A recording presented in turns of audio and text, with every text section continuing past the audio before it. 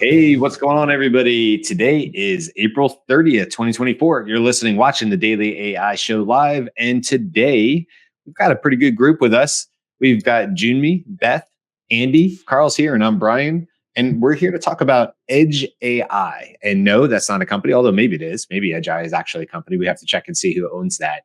But it's a cool conversation today because here's what we do know. LLMs are getting smaller, more efficient. We've watched what is happening as far as Mixtral, the French company, and what they were doing with some of their smaller models. We also can look into the not too distant future. We can almost say next month. Tomorrow we'll be able to say next month when Apple has their dev conference and they talk about what will or won't be on the next iteration of the iOS and the iPhones. And one of the things we do know from that is that they're saying, hey, look, we believe Siri is going to have these functionality. Some of it is going to be able to handle on device, and some of it will need to call to the cloud for. And so that's a great starting point, because I think just to kick this off, let's just take a few ideas here to think about what edge AI is, and then we can dive in. Okay, what if your smart glasses, your Meta smart glasses, didn't need to be connected to the cloud in order to translate in real time what somebody was saying to you, in order to identify objects, in order to give you new routes on how you might walk through a city and avoid, road closures and things like this? What if your autonomous vehicles, they already do have a lot of edge computing on them, but what if they were fully capable of running without any cloud infrastructure? What if you went to a movie or a restaurant and your menu was smart, and it could not only translate anything on there, it could answer any questions you had about anything to do with allergies or nutrition. And it also did not need to be connected to the cloud in order to do that. These are some of the ideas when we get into what is edge AI. What we're talking about is deploying AI closer to the sources of the data. And what we're saying is you might have hybrids where it might need to go to the cloud. But what happens when these models get so small, so efficient that they can run on something as small as a Raspberry Pi efficiently, and they no longer need cloud infrastructure to do that? What does that mean for our society? Where do we go from there? And there's healthcare to every other industry you can think of. We can deploy answers into this. So that's where my brain is starting into this, but that's enough of me. Let me kick it over to the group. Where are you guys thinking when we talk about edgeai? Where does your brain go? IoT. Yeah, but also just to say the edge in edge AI, you mentioned it, Brian, but just to sort of put an exclamation point on it, it's at the edge of the network, right? Mm-hmm. So you do something here, it goes to the cloud, it comes back. Edge AI means it doesn't go, right? It stays where the data is being generated. It's at the edge of the network. And just to clarify, so Internet of Things, we've seen all of these devices. That's I think where you're going to see the implementation, right? You're going to see it in these devices that you interact with that can benefit or be enhanced by AI capabilities. So your camera doorbell, right? Your ring doorbell, that can be enhanced with AI. That's where we're going to see it. It's that point in which we interact with it on a daily basis. The analogy that I liked was the refrigerator, right? The refrigerator will know, because of its built-in AI, that you've opened the door every morning. You've taken the carton of milk. It recognized by its internal sensors that you've taken a carton of milk out. You use the milk, you put the milk back in, it knows the milk carton weighs less now. Oh, and you've done that for a week straight. So it figures, you use your milk every day. Based on this, you've got about 2 days worth of milk left. Let's place that order, right? It's just that evolution of IoT into edge AI. Drones, so that camera recognition, spatial recognition, all of those kind of surveillance things, security things.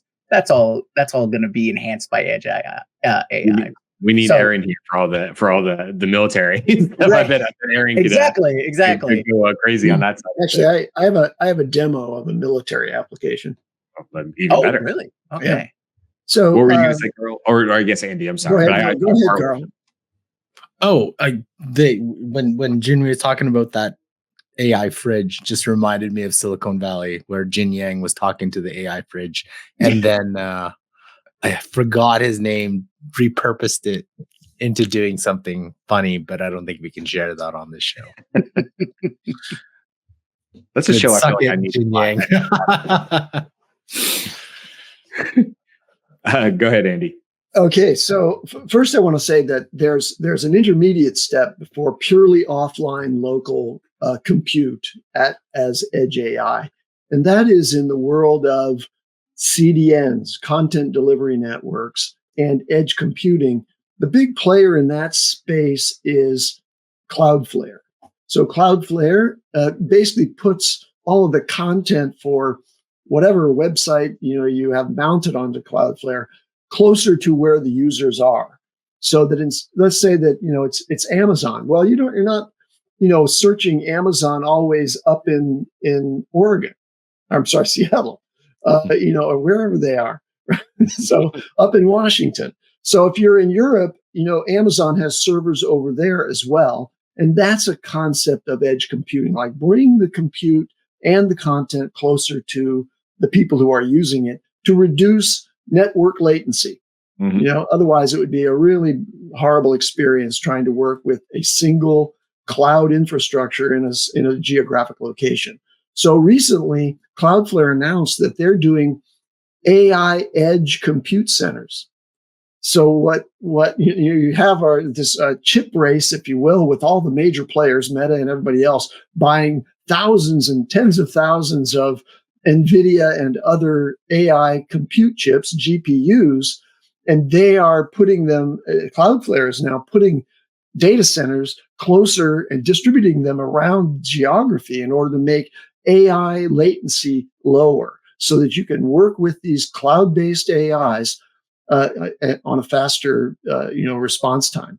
Well, now let's go to the really local application. And as soon as you cut off the cloud, as you might in a military environment, like the enemy is going to prevent you from being able to even communicate with your satellites. So there's a very high premium placed on edge computing, meaning all of the AI and all of the interactions have to happen right there at the battlefield. So I want to just introduce you to a company that's really at the bleeding edge, but they're really way ahead of even NVIDIA and others when it comes to this kind of advance in edge computing. So I'm going to share my screen here. Give me a second to get it going. I'm going to share this whole tab, or this whole window. Yeah. Okay. And let's see here. Let's see if it's this one. Please. Okay. Not that one. No, it's not that one. Oh, this is so horrible. My apologies. Give me one more second. I'm going to This is the use case for Edge AI that you can just talk to your computer and say, this is the tab we would like to share. The single one here. Okay. Never fails. Tech demos. Okay, here we go. All right. This one? See this? This company is called Gigantor. And what they have done is they've put an entire convolutional neural network onto a chip. So there's no network associated with it. There's no GPU doing it either. So I'm going to play just a little bit of this video here that's demonstrating it. Why can't I do that? Okay, let me see if I when the AI flags it, so we can see it. GPUs have run this at 8 to 11 frames per second and 40 to 50 milliseconds latency. In the first test, Gigantor ran the same video at 30 frames per second with 18 microseconds latency. How much faster can Gigamax process this video? We opened the feed to 360 frames per second, and latency was still in microseconds, and there was no data loss. Processing was smooth and constant. This represents 10 to 30 times faster processing than GPUs or TPUs. All right. So that's the idea. Now imagine what an advantage that presents on the battlefield if your system can have sensors, video sensors, that are identifying things out there with far less latency than the enemy has. That's the difference between, those microseconds that we're talking about here, as compared to milliseconds, is the difference between your system being hit by a missile and, their system being hit by a missile.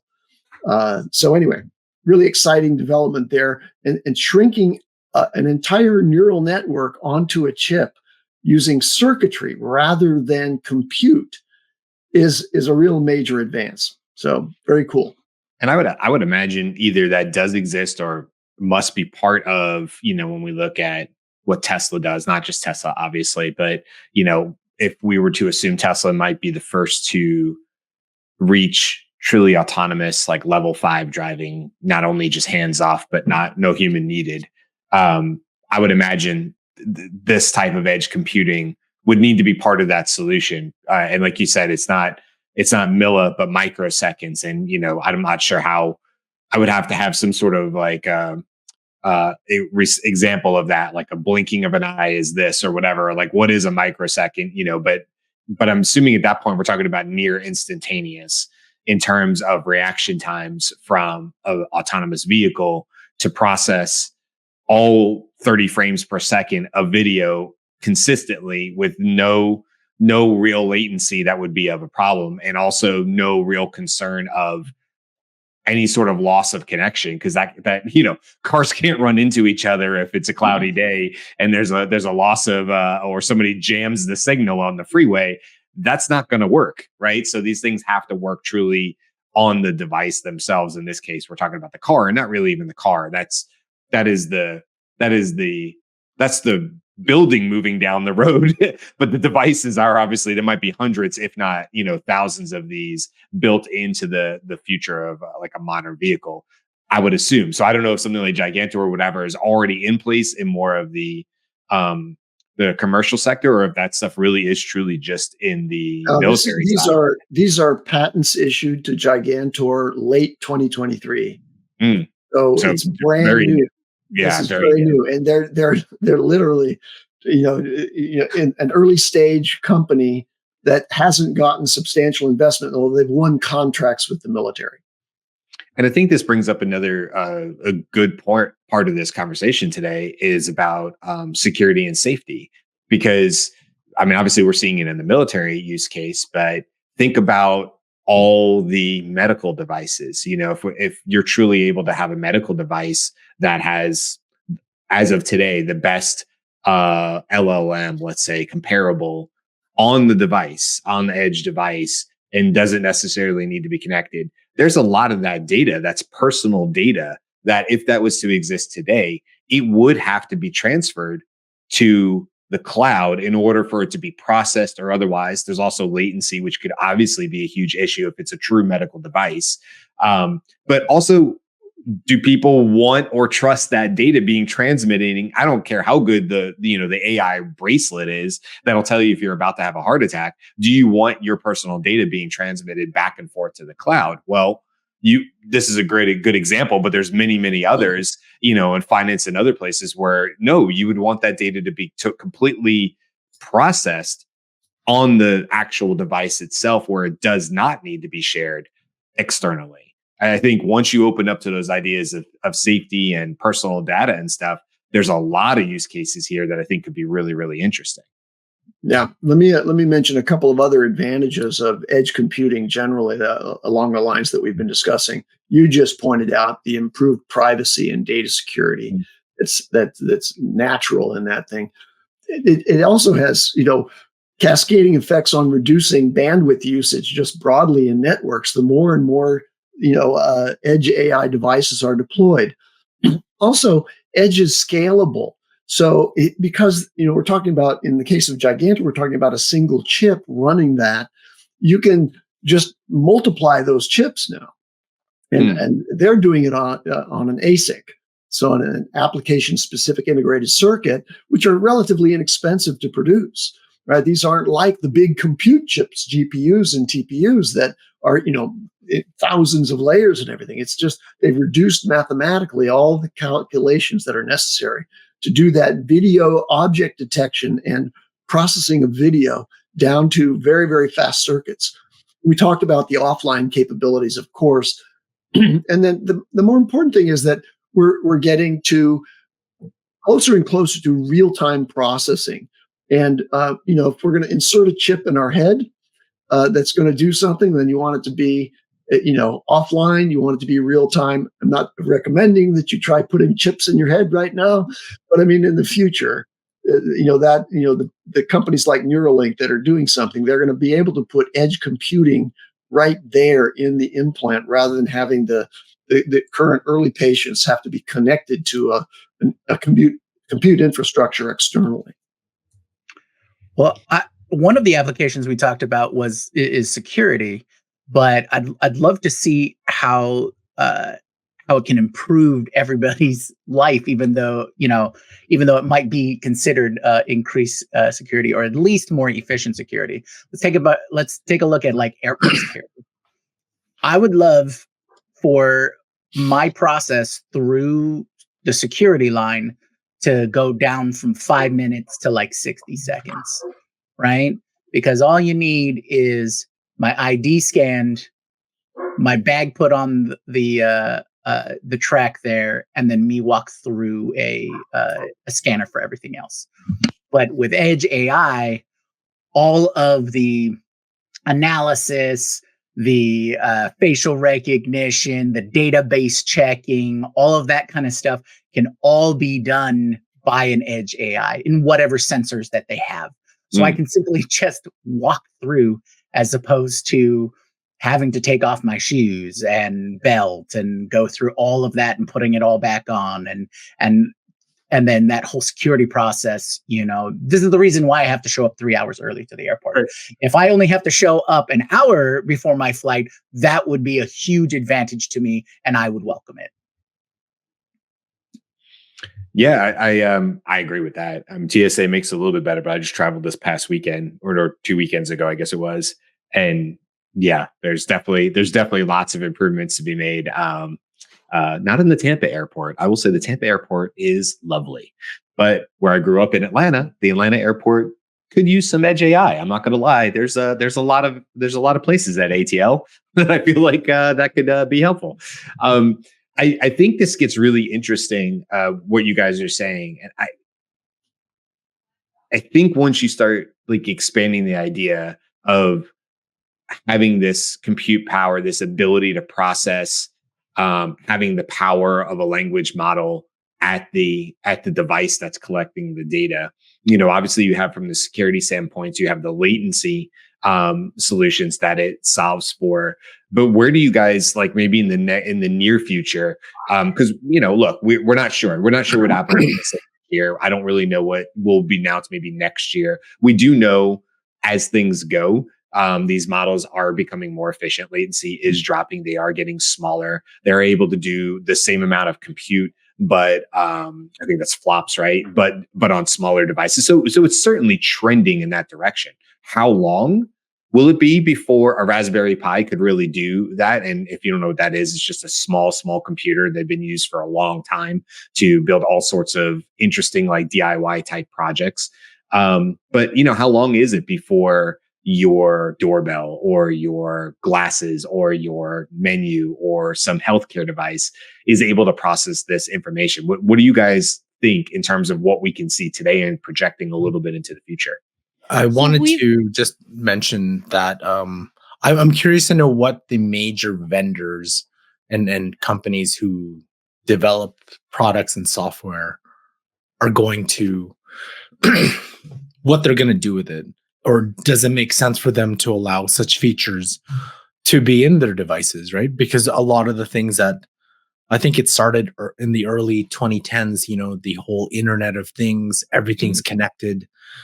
But now we're looking, hey, what if we don't connect it and we're going to self-contain these devices and then data isn't shared with said company? So where will they, I don't know if there's a big pent up consumer demand for it, versus are we at the mercy of all these companies to decide if they're going to implement edge AI into any of their systems? Like having an iPhone that is self-contained, would that make sense from a business roadmap for Apple to have all their customers essentially self-contained iPhone, not providing any data to anybody?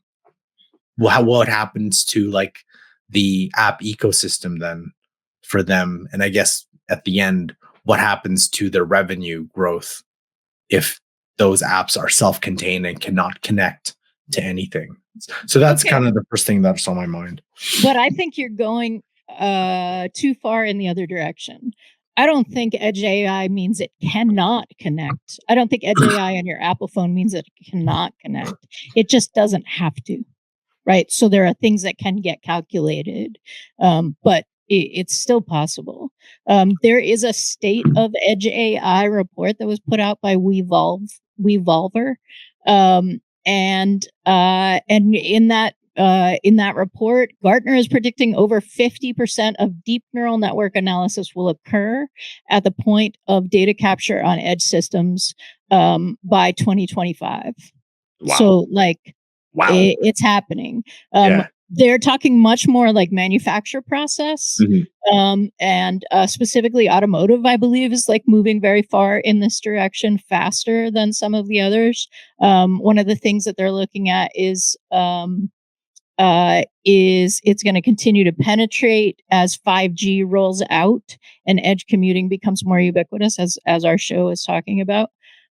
So I think we haven't really explored what the use cases are going to be, but I think initially the use cases for personal use are going to be things that we benefit from because of how they're manufactured, right? Versus that we're carrying edge computing devices. Let me provide an example in the healthcare space. So today, kind of the state of the art of cardiac monitoring, like if you go to a cardiologist and you want to have a monitor put on you, they used to call them Holter monitors, and you had to carry around a recorder, and they would monitor continuously your heart rhythms and try to detect atrial fibrillation and so on.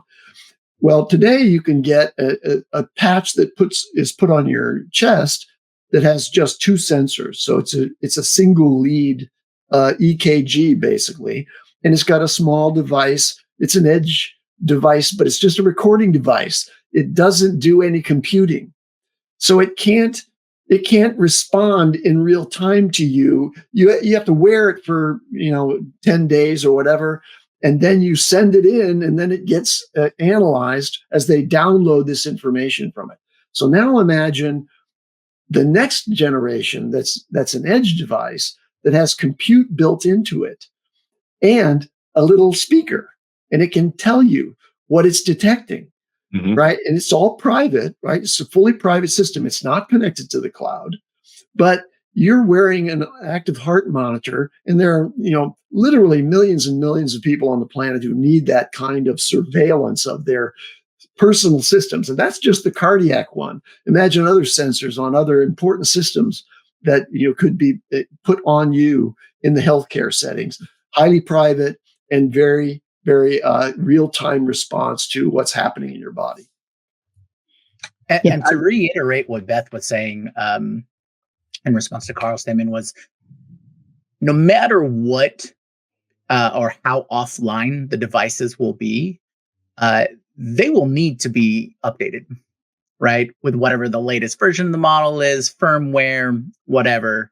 And that's always been a process in hardware and available to hardware even today. So that part or that component of edge AI or edge AI enabled devices will still be part of it. Whether that means you plug it in at the end of the night, whether that means you go to the doctor's office to download the information, like Andy said, to keep it as private as possible. That component is probably going to be there for the life cycle of whatever the device is. Yeah, I'm inclined to think that people are more interested in speed and usefulness over an increase in privacy that we, as general people who use iPhones, have clearly negotiated that's not quite as important as we think, right? So I'm thinking that there's a lot more demand for a smart and helpful Siri than that Apple suddenly doesn't have access to the information that it already has. I also think too, it's not, I think you said it's not one or the other, and I agree with that. Don't forget the reason that cloud computing processing existed and became what it was over the last 15 years or whatever it's been is because of data storage issues. And so that, if it never connected to a cloud data source or something like that, that information would have to be housed and stored on the on-prem device or something physically connected to it. And that runs you right into the problem we had many, many years ago. I think when I think about it is, it collects data. Let's say it is personalized. Maybe it needs to be distributed as part of a smart city or smart neighborhood. Maybe it's hyper local and it's only for the whatever 100 houses that are in my neighborhood block that I'm in right now. But that doesn't mean that data can't be personalized at the time it's collected on the edge device and then washed in a way that allows the same quality to be shared with a network, but it never, the personal side that I may as a person may not want to give up, or maybe I don't want it to go out there. It can be washed in a way that it's not necessarily traceable back to me, but that doesn't necessarily mean that data is any less valuable to the hive, the smart city, whatever the case, whatever it is that you want to plug that into. So there's a lot of use cases for this, from, people in stadiums where people gather, or train stations, or movement issues and stuff like that, infrastructure. Don't forget also, there's a huge value. We haven't talked about it yet, but we certainly did on previous shows, which is robots. We've seen the explosion of the different types of robots, from Tesla to others.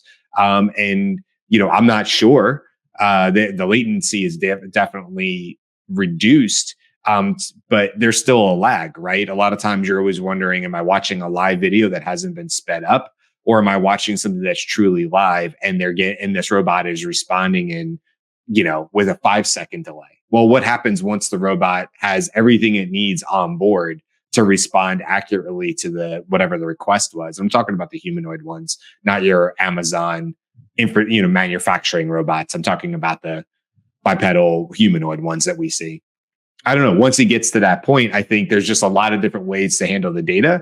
But yeah, it's going to have to be shared or uploaded or something, because we would run right back into the same problem, which is, I now have this edge device, this doorbell or whatever.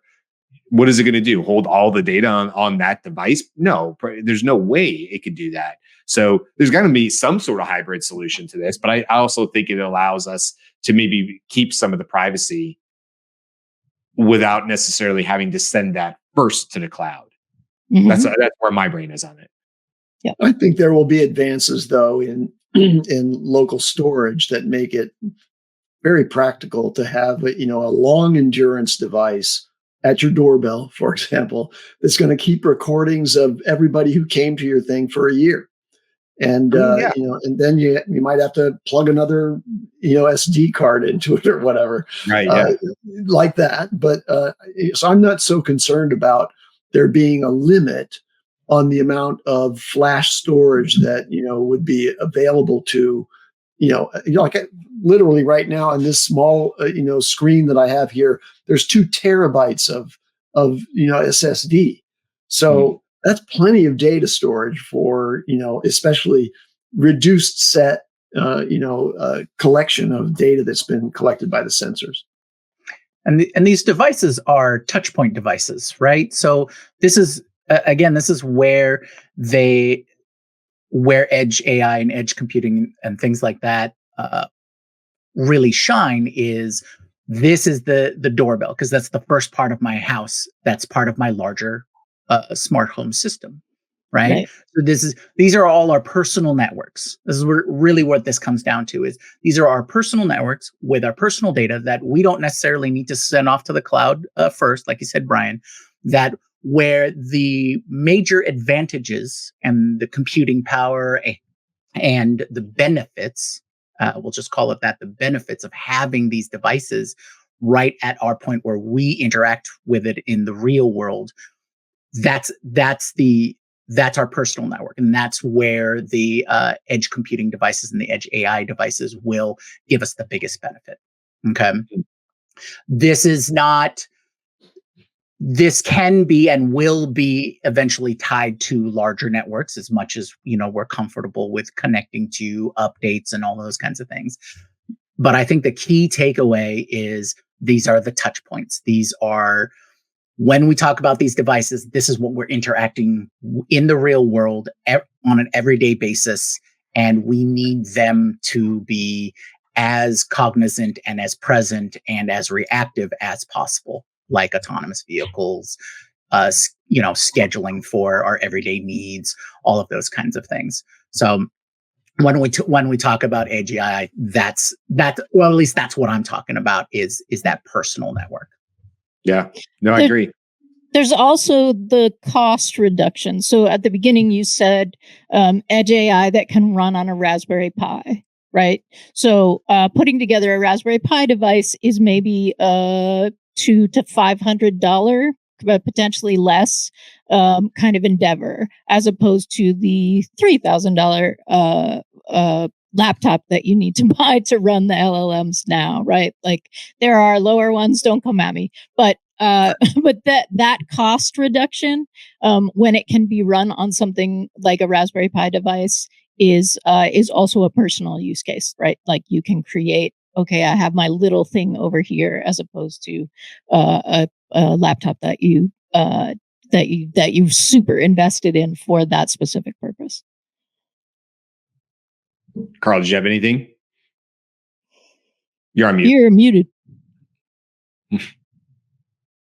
Well, I just wanted to know, how long do you think we'd actually, like, from people who are listening just from a business perspective, or people who want to use, like, are we going to expect to see any of this in the market in the next, like, beyond the hype cycle? Like, can we see any of these things integrated into our systems within the next 12 to 24 months?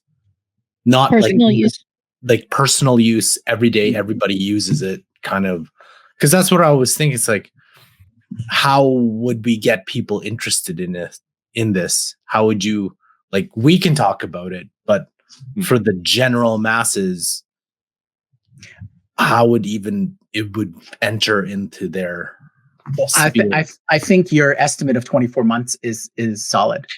I mean, Beth mentioned that one report where we would see a massive increase in usage and device creation, right? The only thing that really slows it down is the standard 18-month cycle, design cycle and manufacturing cycle for, IRL devices, and so anything that we would see in 24 months would really have to start by the end of the year, that. So it needs 18 months of design, manufacturing, and distribution before we really get into everybody's hands. So I think 24 months is probably the fairly accurate. You'll always see your outliers first. I'm sure someone's already in the manufacturing process, and we'll see the early ones. But mass adoption, I think that'll just be seen in the incumbents. It'll be the Ring doorbell with edge AI, or is like, oh, we have new features for Ring. They may not even call it AI. They'll just say, now Edge can recognize all of the people that come visit you for a year. Right. Those kinds of things. People aren't going to care that it's edge AI or how it works. I mean, they're not going to know. They won't know how internet. It'll all disappear in the background. Right. It's going to be that not an LLM and the AI space. AI is not new. AI has been around for decades, right? But it's all disappeared in the background, and I'm sure the vast majority of what we're going to see over the next few years is still going to be disappeared in the background. It's all the upfront LLM human interaction part and robots is what gets all the news and everyone's going to be talking about. But the AI that runs your smart home, the AI that runs on the edge data center, that gets the information to you quicker because it lies near the Western internet node for the country, as opposed to coming from the Eastern servers. Yeah, nobody cares about that. Not the average person. The average person is not going to care about that. Yeah. No, it's going to be the same people who say, I don't need AI. I don't use AI. I just ask Siri. Yeah, right. That's like, cool. Exactly. Yeah. Well, let's leave it on that. Let's leave edgeai there. But I want to give just one quick minute here. I usually talk about upcoming shows, but actually, I want to kick it over to you, Andy, really quick. Can you just talk real briefly about the Forbes article that came out? Because I think that'd be cool to share with our audience. Yeah, we talked a few days ago about the likelihood that the advances in AI for video production and video generation, combined with animation studios, would result in feature-length films that are animated and synthetically created using AI, winning the Academy Award in some category. And a friend of mine, Charlie Fink, who's a long-standing person involved with animation. He goes all the way back to Disney animation in the 80s. He was an executive there and is responsible for the concept of The Lion King. He took that show, he watched that show, and then he wrote a Forbes article about that very subject and referenced the show on it. So take a look, go search Forbes and Charlie Fink, and take a look at his take, which is a very informed take, because he's connected to all the major players there in the world of Disney, and not just Disney, but animation generally, and the director class of people who are involved in this. And he has a new company that's pursuing AI called Cinemation. In that context. So check it out. Charlie Fink, a lifelong friend of mine. One thing, Andy, cool. I think that 7 years is too long, far out. I think the Oscars are going to probably add a category in the next 2 years, AI generated movie. Because I think I was reading that article on I don't know if you saw the Sora short video about the balloon head guy. I forgot what that was called. Yeah. And they talked to the group that was doing it's out of Canada. And, they, for every, I think 30-second or 1 minute scene or however long scene it was, they had to generate 300 versions. Because even though when you saw it, there was a lot of post-production too, like a lot of post-production to create that short video. And they're right now in the process of doing the second part of that. But we all know within a year, we saw the Chinese version of like of Sora, not as great, but that's going to be improving. So it wouldn't make sense for the Oscars or any Academy Award for video or anything to not have that category. Because then I think not having that category has more problems than having the category and then lumping a whole bunch of these into that category so it doesn't cause conflict into the other categories. So go read the article, read the show. Go talk to me, go listen to the show. Definitely. Hey, tomorrow we got the news. Thursday we're going to be talking about flipping SaaS, meaning services as software, as opposed to the opposite. That's a really cool one, really cool topic. Friday we'll have our 2-week recap show, and don't forget next Friday, so a week from this Friday, we're going to be celebrating our 200th episode. So that'll be a fun show. We did one for our 100th. We'll have our 200th. And before you know it, we'll be blinking our eyes and we'll be celebrating 1 year. So come back this week. And don't forget, next Friday, definitely tune in and celebrate with us for our 200th episode. And go check out that Forbes article. That's it for today, guys. We'll see you tomorrow for all the fun news. Bye. Aloha.